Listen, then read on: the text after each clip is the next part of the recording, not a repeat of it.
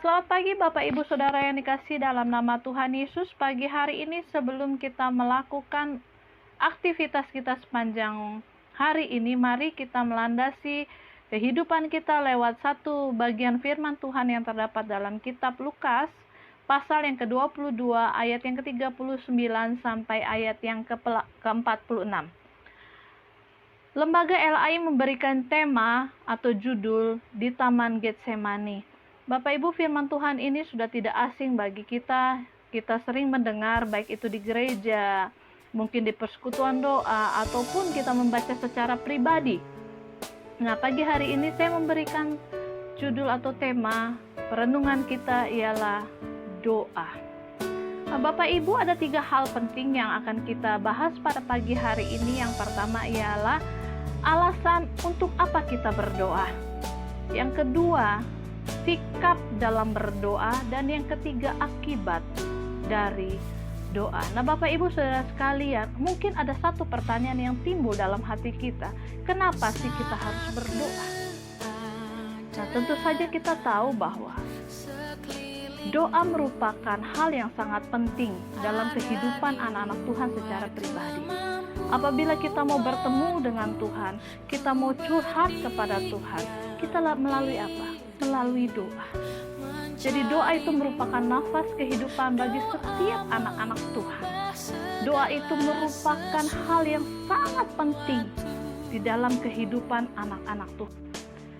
Kita akan melihat alasan yang pertama kenapa kita harus berdoa. Yang pertama, berdoa itu adalah perintah Tuhan. Kita bisa lihat di ayat yang 40, dikatakan setelah tiba di tempat itu, ia berkata kepada mereka, ia di sini Tuhan, dan kepada mereka itu ialah murid-murid Tuhan, berdoalah supaya kamu jangan jatuh ke dalam pencobaan.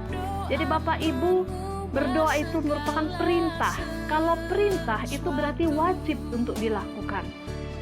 Dengan berdoa kita bisa tahu apa isi hati Tuhan untuk kita. Dan yang kedua, berdoa itu ialah wajib atau mutlak. Ya. Wajib berarti di dalam setiap aspek kehidupan kita tidak luput dari namanya doa. Jadi setiap saat di dalam setiap kehidupan kita harus berdoa. Mau tidur kita berdoa, bangun pagi kita berdoa, mungkin ibu-ibu yang mau masak kita juga dalam hati berdoa, berjalan kita juga berdoa supaya sampai dan tiba dengan selamat. Jadi, mengapa kita harus berdoa? Yaitu yang pertama perintah Tuhan, yang kedua ialah wajib. Nah, dan kita melihat di poin yang besar yang kedua ialah sikap dalam berdoa. Kita bisa lihat di ayat yang ke-44, ia sangat ketakutan dan makin bersungguh-sungguh berdoa, peluhnya menjadi seperti titik-titik darah yang bertetesan ke tanah.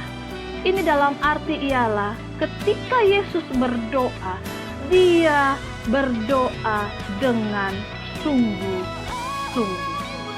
Dia menghormati Allah sebagai Bapa. Sekarang kembali pertanyaan kepada kita, bagaimana selama ini sikap kita dalam berdoa? Apakah kita sungguh-sungguh atau kita tidak sungguh-sungguh? Itu kembali dalam diri kita masing-masing. Dan yang ketiga, akibat dari doa. Akibat dari doa yang pertama ialah ada kekuatan baru, ada sukacita baru, bahkan ada damai sejahtera dalam setiap kehidupan kita. Bapak Ibu, coba kalau kita dalam kehidupan sehari-hari, ketika bangun pagi kita tidak melandasi kehidupan kita dengan doa atau membaca firman Tuhan, maka saya yakin dan percaya satu hari itu kehidupan kita kacau balau. Mungkin kita ribut dengan anak, mungkin kita ribut dengan suami, dan lain sebagainya. Itu yang saya alami. Ketika bangun pagi hari karena sudah terlalu kesiangan, saya langsung bangun masak, siapkan ini dan itu. Tetapi yang Tuhan mau, hai anak-anakku, datanglah sekalipun mungkin cuma 5 menit, sekalipun cuma 10 menit, datanglah kepadaku. Maka engkau akan mendapatkan kekuatan baru, sukacita baru, damai sejahtera baru, dan tentu saja kita semakin kuat di dalam iman. Amin. Selamat pagi, Tuhan Yesus memberkati.